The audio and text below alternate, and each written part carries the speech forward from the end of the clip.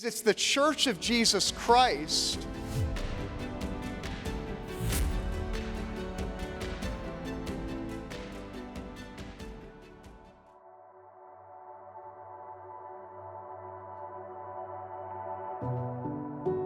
What is mankind that you are mindful of them? Human beings that you care for them. You have made them a little lower than the angels and crowned them with glory and honor. Psalm 8. Darwin, in 1859, when he wrote his Origin of Species, already had in mind that man was connected to ape. He didn't believe that man was specially created. So in his book, Descent of Man, which, by the way, a lot of people who criticize these notions about social Darwinism, they'll say things like, well, Darwin hardly mentions humans in the Origin of Species, but then he spent a whole book dealing with the humans, and he does apply this notion, and he does apply natural selection and the struggle for existence to humans. That book by Darwin, published in 1871, was appropriately called The Descent of Man. Man was no longer a little lower than the angels, just a little higher than the apes.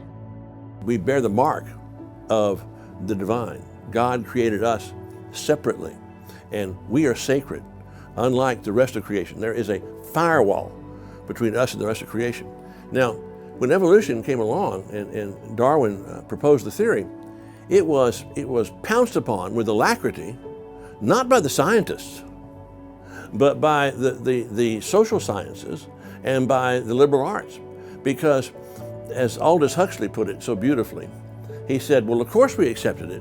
Of course we embraced it. It interfered less with our sexual practices. One committed Darwinist said, the distance between the lowest so-called human and our highest race is greater than that between the lowest human and the highest ape. That man was Adolf Hitler. Germany was one of the most avid countries to adopt Darwinism among their intellectuals, their biologists. Ernst Haeckel was one of the leading figures in that, and he was, his books were best-selling books in Germany in the 1860s and 1870s and thereafter. So his views did spread fairly rapidly within the German community. And not only in the German, among German biologists, but again, it permeated a lot of German society, even the German officer corps.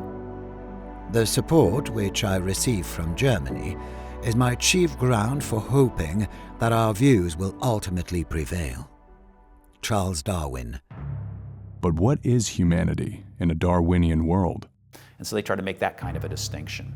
And that is a idea that springs from the idea that humans are simply the product of blind chance, that we're not the product of a creator who created us with a purpose and with meaning and significance, that humans are just the product of blind processes, natural processes that have been taking place for billions of years, and so that doesn't give humans, as humans, any special value.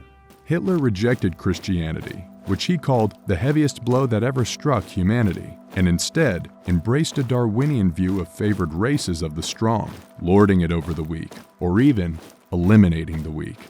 The law of selection exists in the world, and the stronger and healthier has received from nature the right to live. Woe to anyone who is weak, who does not stand his ground. He may not expect help from anyone. Adolf Hitler. Hitler was greatly influenced by Darwinianism. The idea that the various races and so forth have come through an evolutionary spiral, and he believed that the Germans were on the top of that spiral, and everybody else was quite expendable, thank you very much, just like in the animal world. Hitler's Mein Kampf repeatedly refers to evolution, though it's sometimes obscured in English versions where the word is often translated development rather than evolution. Darwinism was completely accepted. And what's interesting, if you look at the journals during the Nazi period, the scientific journals, and there was a journal for biology teachers during the Nazi period. If you look at those journals, they just accept Darwinism as being obvious, and in fact they bash creationism. There's a few places where they bash creation, but one time they couldn't even find any German scientists to attack, so they attacked some Swedish scientist who was, I guess, embraced some form of creationism or something. Hitler's goal in the Holocaust was to eradicate the Jews because he viewed them as subhuman. He ended up killing 6 million of them, as well as 6 to 11 million others, including Gypsies and Slavs and nonconformist Christians who rejected his attempt to create the master race of pure Aryans. Hitler believed that by exterminating the Hebrews, he was doing humanity a favor. By killing the Jews, he's killing people who are immoral, and thus making the world more moral by exterminating the Jews. Hitler built on ideas that were put by a lot of social Darwinists with their racism. He also, of course, was building upon a long history of anti-Semitism, which had become integrated with social Darwinism by many thinkers, not just Hitler, by the early 20th century. Some of them biologists, some of them anthropologists, but then other racial thinkers as well.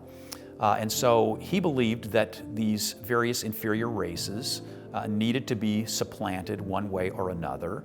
Darwinism was a major contributor to the Holocaust. The Holocaust picked races, and those races were supposedly in German philosophy under Hitler, under Nazism, were the undesirables, the weak. And so by the idea of natural selection, by selection of traits, they just arbitrarily selected those traits, and they said, well, Jews are weak, the blacks are weak. They just picked out people, and whether it be racist or whether, they just picked them out and said, okay, gays, these are people who are weak, and they will be put in prison, and they will go into the gas chambers. That's exactly what took place. Natural selection meant that they would have to select, and so they selected the most fit, and those would work in the fields. The rest would be subject to gas chambers, including children, including women, etc. And who were the very first victims of the mass killings by the Nazis, even before the Jews began to be systematically killed? Many people don't know that things like gas chambers and the shower stalls that were, that were gas chambers dressed up as shower stalls, were not first used on the Jews. They were first pioneered by the Darwinian doctors and the Nazis in Germany against the disabled. Hundreds of thousands of people were sterilized, and then hundreds of thousands were killed in the German eugenics program, and specifically this ruse of having gas chambers dressed up as shower stalls was perfected first, killing disabled, particularly disabled children, in Germany. Once the killing began, it never stopped. A private meeting was held at the Wannsee Conference Center, where they decided on the final solution, as in the final solution to the Jewish problem, the decision to exterminate the Jewish people. The Wannsee Conference was a conference in January of 1942 where they were organizing the transportation of the Jews from various parts of occupied German territory to the death camps in Poland. And during that conference, which had many leading physicians and intellectuals at it, most of them in the SS, they said that they were going to put the Jews to labor in the part of their final solution, and that this was going to lead to what they called natural reduction. It actually got its start with the hand in glove between the Nazis and the German medical community through this euthanasia program of forced killing of the disabled. There is no tolerance in nature. A human is nothing other than a small bacteria or small bacillus in one such planet. The elimination of worthless life is therefore dictated by nature. Adolf Hitler. If you embrace the Darwinian worldview with its view that morality is simply a product of evolution, then there's no objective morality, and what Hitler did is no more right nor no more wrong than what anyone else, than what Mother Teresa does or what anyone else would do.